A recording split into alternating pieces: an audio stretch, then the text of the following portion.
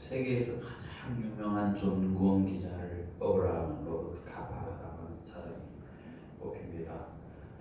이분은 세계 1차 대전에서 1년 전에 태어나서 스페인 그리고 스페인 내전 제2차 세계대전, 중일전쟁, 이스라엘 독립전쟁, 베트남 전쟁 이렇게 많은 전쟁들을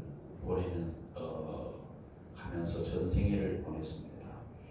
전장의 생생한 생활을 잡아내기 위해서 늘 최선을 다했고 누구보다도 먼저 상륙선에 승선했고 누구보다도 먼저 비행기에서 낙하산을 뛰어내리는 그런 일도 했고 결국은 마지막 5번째 참가한 그 베트남 전쟁 때에 그날도 취재를 했는데 이제 취재를 밟아서 생일을 마감했습니다.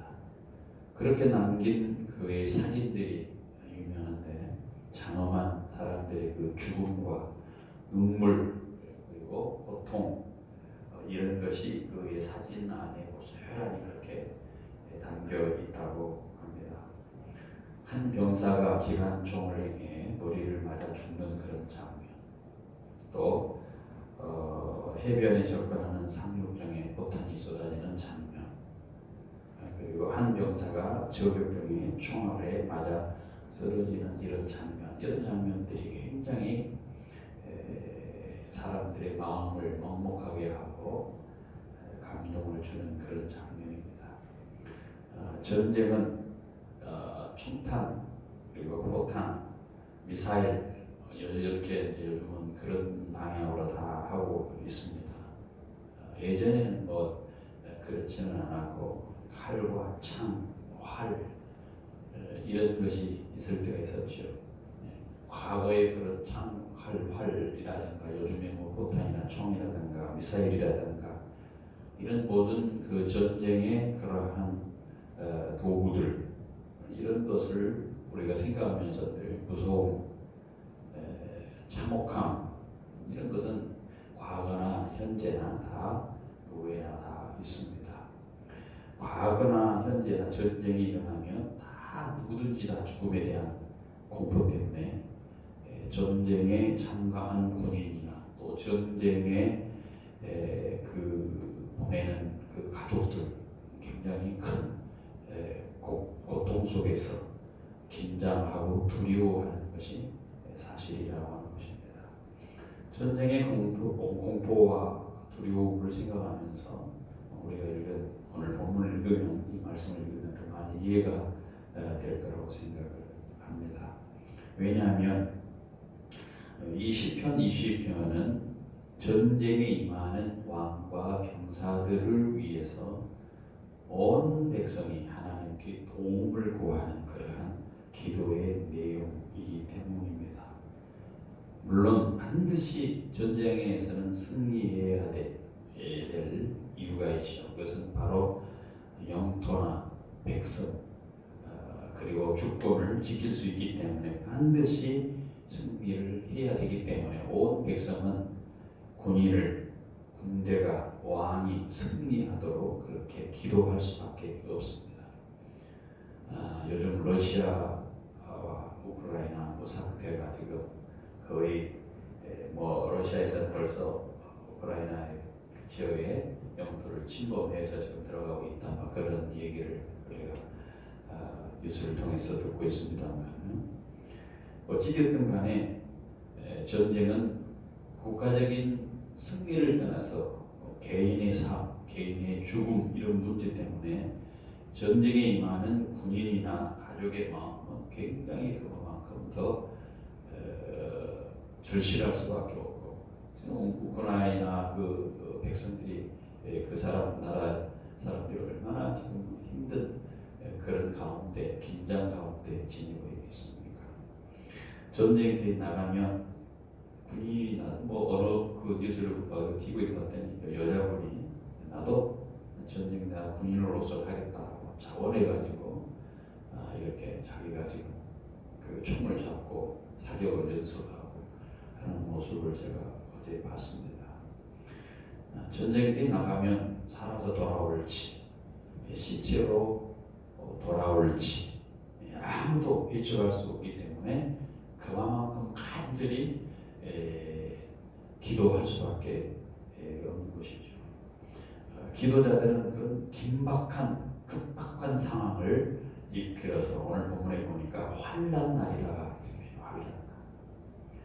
하나님께 이 환난 날에 응답하시고 왕과 군대를 높여주시기를 원합니다. 그래서 성소에서 도와주시고 시온에서 붙들어 달라 이렇게 기도를 하고 있는 것을 보게 됩니다.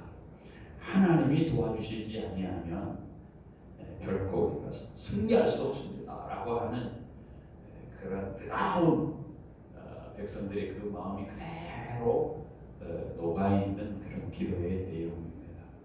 그런데 우리가 이 기도문을 읽으면서 우리 역시 마찬가지로 전쟁 못지않는 그런 환난 날을 지금 우리가 지나가고 있기 때문에 우리 역시 마찬가지로 하나님께서 도와주셔야 된다라고 하는 간절한 그러한 고백을 하게 되는 것이죠.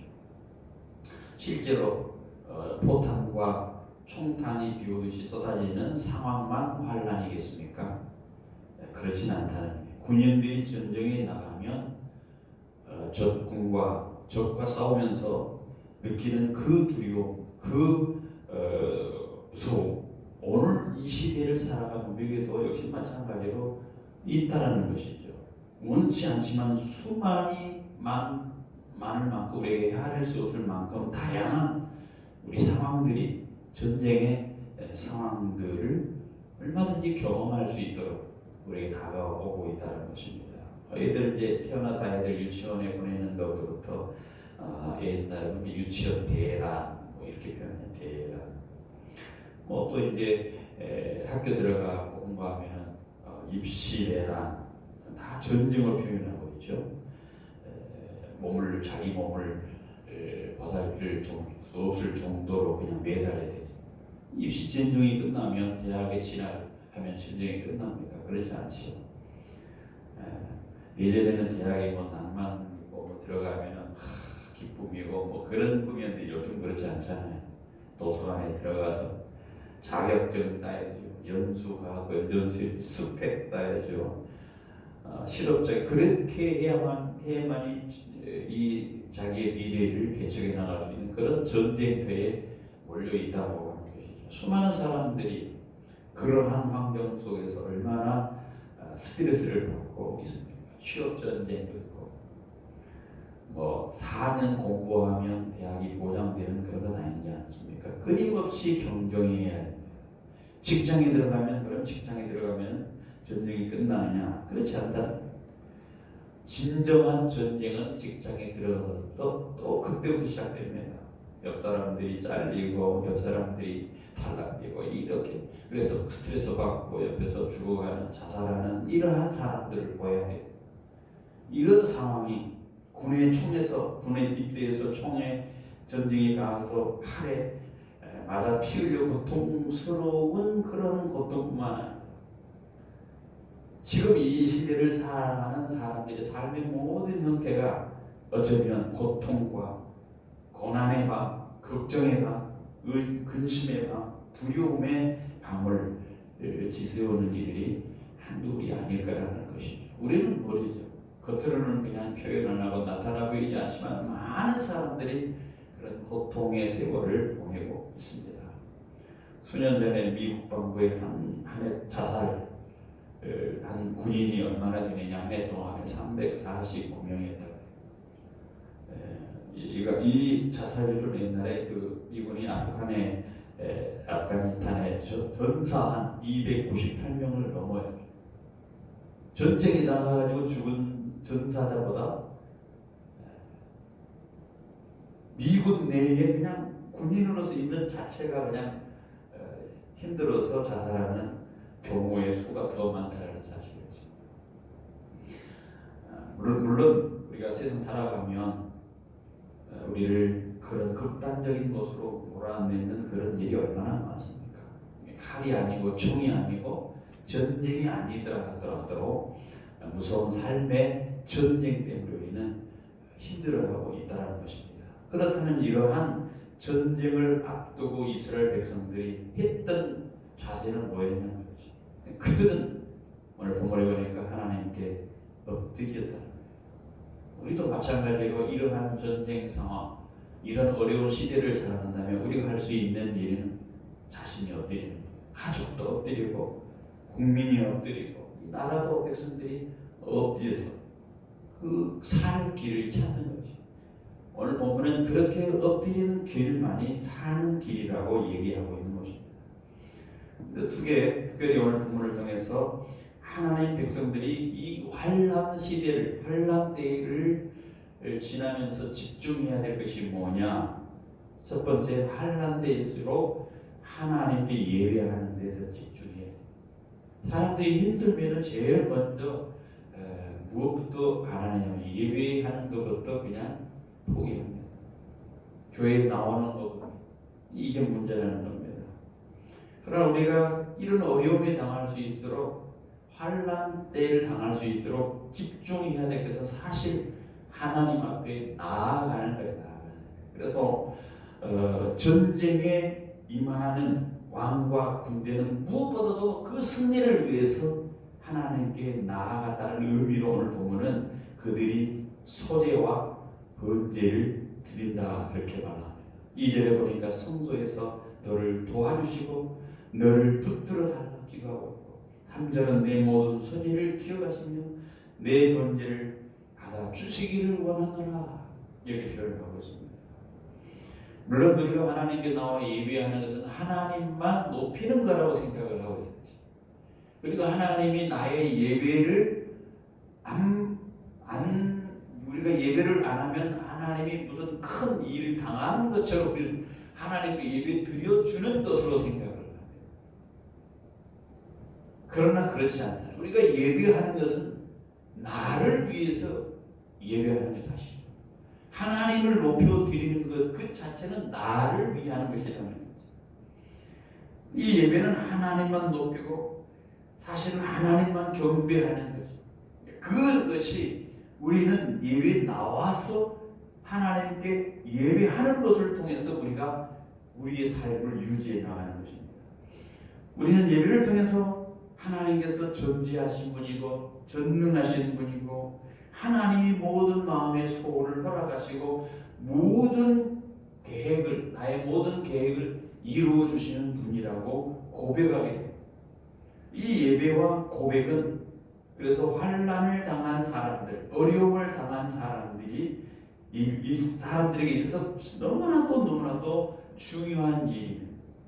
물에 빠진 사람이 지푸라기라도 잡는 그런 심정으로 우리는 하나님 앞에 나와서 예배하는 것, 온 몸을 들어 물에서 끌어올리시는 그 하나님을 경험하는 것이 뭐냐? 온 물속에서 빠져있는 나를 건져내 올리시는 것을 경험하는 시간이 바로 예배라는 시간.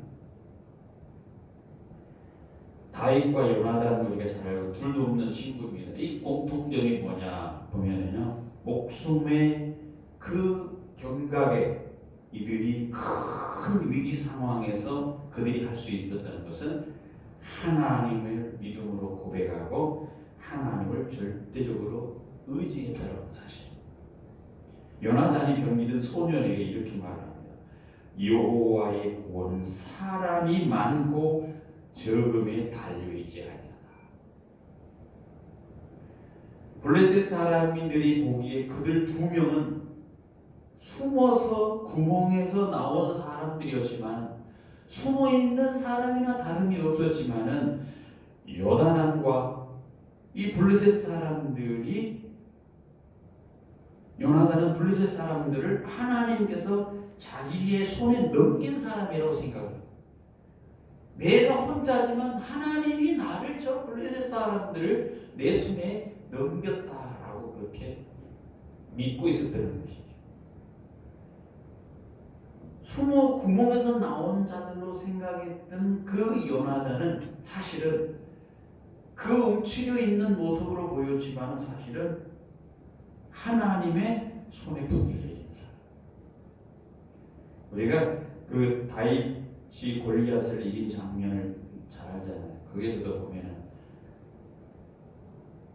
인간적으로 볼 때 거의 골리앗이 이깁니까? 다윗이 뭐 말도 안 되죠. 다윗이 이긴다는 것은. 그런데 다윗이 골리앗을 이길 수 있었던 게 뭡니까? 한마디로 하나님을 의지한 거예요. 다윗 그 큰 덩치를 의식하고 기죽지 아니하고 하나님을 의지합니다. 그래서 그런 말을 하자면 너는 칼과 창 단창으로 내게 나오거니와 나는 만군의 여호와 이름으로 네게 나간다. 구원하심이 여호와의 구원하심이 칼과 창에 있지 않을 뿐만 아니라 전쟁은 여호와께 속한 것이다 라고 이렇게 고백하는 것을 우리가 합니다. 이렇게 요나단이나 다윗이나 이렇게 하나님께 고백함으로 그들은 환난 날에서 구원받는 것을 알게 됩니다. 하나님이 누구냐? 내가 믿는 하나님이 누구냐? 내가 하나님을 믿는 하나님이 누군가를 알아야 될 뿐만 아니라 하나님을 향한 믿음이 일어나야 되고 믿음이 고백되어질 때 승리는 주어지는 것이죠. 우리가 지금 처한 상황이 환난 아닙니까? 그렇다면 무엇보다도 어려운 상황에 하나님께 나아가 하나님을 만나고 하나님이 누구신지를 알고 그 전능하신 하나님을 믿음으로 고백하는 그러한 예배가 우리 속에 먼저 회복되어야 된다는 거예요. 두 번째는 환난 날이 갈수록 하는 일이 뭐냐? 환난 날일수록 우리가 기도하는 것이죠. 우리가 누구나 마음의 소원을 갖고 있습니다. 누구나 그 소원을 이루는 것은 아닙니다. 누구나 계획을 세웁니다. 하지만 누구나 그 세운 계획을 성취하는 것은 아니에요. 소원이 있는데 이루어지지 않고 계획이 있는데 성취되지 않는다면 얼마나 마음이 아프겠어요. 소원은 소원으로 계획은 계획으로 남는다면 얼마나 그 사람의 마음이 그러한 그 다운이 되겠습니까? 지금 시인은 전쟁에서 꼭 이겨야만 한다고 하는 절실한 그런 상황입니다. 예를 들어서 이 시편 20편은 기도하는 이스라엘 백성들처럼 전쟁을 앞둔 사람들이 승리를 위해서 향한 그 소원과 계획은 반드시 이루어져야만 된다고 하는 그런 간절한 소원이 있습니다. 만약 그것이 이루어지지 않으면 무슨 일이 벌어집니까? 이제 전쟁에서 지면 수많은 사람들이 목숨을 잃습니다. 나라의 주권도 빼앗깁니다. 영토도 잃어버릴 수 있습니다. 심지어 그들은 모든 것을 빼앗겨 버릴 그런 위기 때문에 모든 백성들이 군인들을 향해서 왕을 향해서 전쟁에서 승리해야 된다고 하는 간절한 마음이 있습니다. 그 완벽한 마음을 가운데서 계획을 세우고 전쟁을 준비합니다마는 반드시 승리하는 것은 아니죠. 반드시 승리해야 되고 반드시 계획이 이루어져야 되는데 그것이 누구에게 달려있냐는 얘기죠.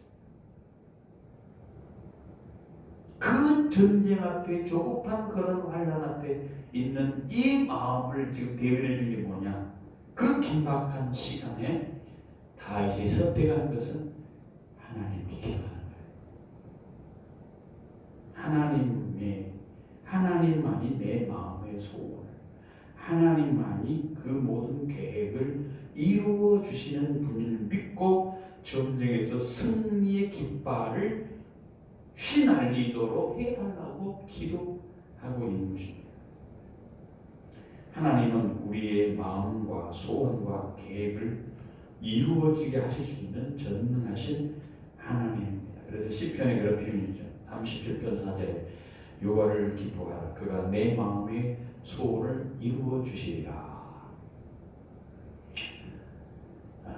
우리가 잘 알고 있잖아요. 마음의 소원을 이루어지는 하나님을 향해서 기도하라. 우리 예레미야에서도 그렇게 환난 날에 나를 부르자. 내가 너를 건지리니 내가 나를 영화롭게 하리라.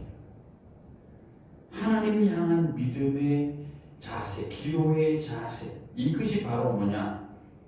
오늘 본문에 하나님께서 오른손으로 우리를 오른손으로, 왼손이라는 것은 표현하는 거, 오른손에 구원하시는 힘으로 그의 거룩한 하늘에서 그에게 응답하시리로다. 6절 그렇게 표현하고 있습니다. 하나님을 의지하고 하나님께 기도하면 반드시 그런 자세를 가지고 기도하는 자에게 하늘에서 능력으로 응답하신다. 그래서 그들로 환난에서 구원받을 뿐만 아니라 기회가를 부르게 된다라고 하는 사실입니다. 다윗은 기도의 능력을 알았기 때문에 어떤 병거, 어떤 사람의 말을 의지하지 아니하고 우리는 여호와 하나님의 이름을 자랑하겠다. 7절에 그렇게 말을 했습니다. 그리고 믿음으로 여호와의 왕을 구원하소서. 우리가 계가를 부르도록 우리에게 응답하소서. 우리가 계가를 부를 때 응답하소서. 이렇게 다시 기도한 것이죠. 예수님도 그런 표현을 했잖아요. 너희가 기도할 때 무엇이니 믿고 구하는 것은 다 받으리라. 하나님께서 그 뜻대로 무엇을 구하면 들으신다 라고 요한 그렇게 고백을 합니다. 우리가 이 어려움 환난 가운데 할 일은 뭐냐? 하나님 앞에 의지하고 나가는 것, 하나님의 성소에 나가서 예배하는 뿐만 아니라 그 환난의 마음을, 그 가지고 있는 그 심령을 보면서 할 수 있는 것은, 주야 하나님, 내가 낙심할 수밖에 없는 환난, 두려워할 수밖에 없는 고통 때문에 낙담하고 염려하고 걱정하는 것이 아니라 하나님을 믿고 하나님의 권능을 믿고 하나님이 해결해 주실 것을 믿고 내가 기도합니다 라고 이렇게 삶을 살아가는 것이 우리가 취해야 될 태도일 것입니다. 오늘 또 여러분과 제가 이 말씀을 붙들고 주님 환난에 응답해 주시는 주님, 이루어 주시는 주님, 환난을 극복하게 해주시는 믿고 승리하는 믿음가 되어지기를 소원합니다. 같이 한번 말씀을 붙들고 같이 한번 기도합시다. 하나님께서 주신 말씀을 기억하면서